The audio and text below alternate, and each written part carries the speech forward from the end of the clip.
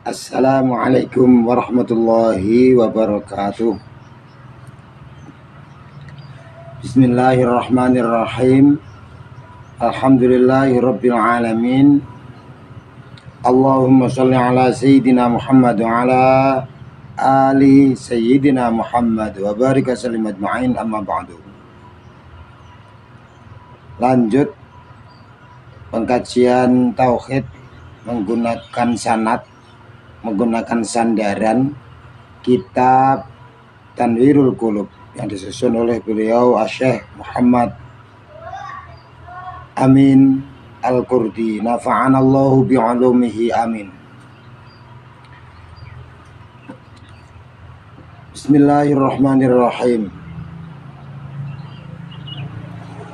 Wa amma addaduha, lan anapun utawi biro-biro suwali'e sifat-sifat wajib. Al-asyruna kang 20, al-mustahilatu kang mesti ora anane, alaihi ing atase Allah Ta'ala lemulur sapa Allah, iku fahia mongko utawi addaduha iku al-adamu ila akhirih, sifat ora ana lan sak terus. Adapun kebalikan dari sifat wajib adalah sifat mustahil, sifat yang pasti tidak ada pada Allah. Ini ada 20 juga, sifat wajib 20, maka kebalikan dari sifat wajib 20 juga 20 juga. Kemudian apa itu yang merupakan kebalikan dari sifat wajib yang atau disebut sifat mustahil ini? Yang pertama adalah sifat ora ono. Tidak mungkin Allah bersifat tidak ada. Pasti Allah tidak pernah tidak ada. Wal hudutsu lan sifat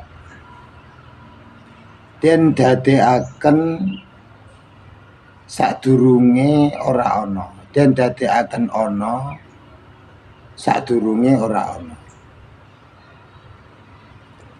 Yang nomor 2, sifat mustahil Allah adalah sifat hudud, sifat dijadikan ada yang sebelum ada itu bermula tidak ada. Ini biasanya diterjemahkan dengan sifat baru. Jadi pada hakikatnya arti baru adalah sesuatu itu asalnya tidak ada kemudian menjadi ada, maka itu adalah baru.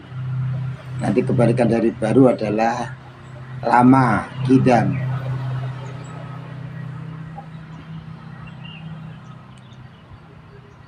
Kemudian wal fana'u lan sifat musno, sifat sirno. Mustahil bagi Allah, tidak mungkin atau pasti tidak ada pada Allah sifat punah, sifat sirna. Jadi tidak pernah Allah itu bersifat sirna. Allah selalu maha ada. Wal mumatsalatu lan sifat nyerupani li syai'in maring suwiji-wiji perkara minal hawadithi kang tetep saking makhluk. Pasti tidak ada pada Allah sifat menyerupai apapun dari makhluk. Nanti yang paling dipentingkan agar kita segera mengenal siapakah Allah adalah Allah tidak serupa dengan makhluk dalam hal bahwa makhluk selalu bertempat. Dipastikan Allah tidak bertempat. Seandainya bertempat berarti Allah menyerupai makhluknya. Dan menyerupai makhluk, al-mumatsalah li syai'in minal hawadits itu merupakan sifat mustahil bagi Allah, sifat yang pasti tidak ada pada Allah. Memang kalau dipikir sedikit kita segera akan paham Allah bertempat ini pasti nggak masuk akal, karena nanti akan repot orang itu memaknai Allah pencipta. Allah pencipta itu artinya yang selain Allah itu dicipta. Ya, Allahnya adalah pencipta. Lah ketika ada tempat, lah tempat ini Allah atau selain Allah? Maka jawabannya adalah tempat adalah selain Allah. Ketika disebut tempat adalah selain Allah, maka dipastikan tempat adalah diciptakan oleh Allah. Maka nanti akan menjadi bulat sendiri. Berarti Allah menciptakan tempat yang sebelumnya itu tempatnya nggak ada. Tempatnya Allah itu sebelumnya nggak ada, terus Allah bikin tempat untuk Allah sendiri. Ini menjadi bulat dan kesuwen, kelamaan orang itu untuk mengenal Allah. Yang benar itu Allah tidak memerlukan apapun, termasuk tempat, termasuk waktu. Ini sulit dicerna memang awalnya, tapi kalau orang berpikir nanti lebih sulit dicerna. Dibalik, Allah ada waktunya, Allah ada tempatnya, itu lebih sulit dicerna kalau orang mau berpikir. Kalau awal-awalnya orang itu al-mutabadir ilal fahmi, berpikir cepatnya, kalau masuk gak bertempat, orang itu hanya awalan orang berpikir. Kalau berpikir dilanjutkan, nanti justru akan bingung orang itu memahami diandaikan Allah bertempat. Jadi kalau bertempat nanti akan ada muncul pertanyaan, tempat itu diciptakan oleh Allah, betul begitu? Iya. Termasuk tempatnya Allah juga diciptakan oleh Allah. Iya, umpamanya engkel-engkelannya, perdebatannya begitu. Maka kemudian orangnya akan bertanya, lah ketika tempat Allah belum jadi, lah Allah itu bertempat di mana? Ayo, nah ini loh. Jadi bulat itu, Allah bertempat itu adalah sesuatu yang bulat, tidak masuk akal, mustahil bagi Allah. Dan itu jelas serupa dengan makhluk. Tidak ada makhluk yang tidak bertempat. Tidak ada. Makhluk itu benda padat, ada tempatnya, ada ruangnya. Benda cair perlu ruang. Kalau nggak ada ruangnya, benda cair itu nggak ada di situ. Bahkan benda gas, oksigen, hidrogen, karbon dioksida dan semuanya itu membutuhkan ruang. Tanpa ruang yang pas untuk benda gas ini, maka benda gas ini juga tidak ada di situ. Bahkan sinyal HP itu kan nggak kelihatan, itu butuh tempat. Itu makhluk, itu bukan Tuhan. Sinyal HP adalah bukan Tuhan, dan sinyal HP pasti butuh tempat. Nanti di sebagian pegunungan, di sebagian hutan nggak ada sinyal HP tertentu, butuh tempat. Lah seandainya Allah itu kok memerlukan tempat, ya podo karo makhluk, menyerupai makhluk, karena semua makhluk punya sifat selalu bertempat, selalu membutuhkan ruang. Jadi mustahil bagi Allah al-mumatsalah li syai'in minal hawadits. Kemudian berikutnya adalah wahtiyajuhu, lan butuhe Allah ila mahallin, maring suwiji panggonan, au mukhassisin, utawa maring zat kang nertamtoaken.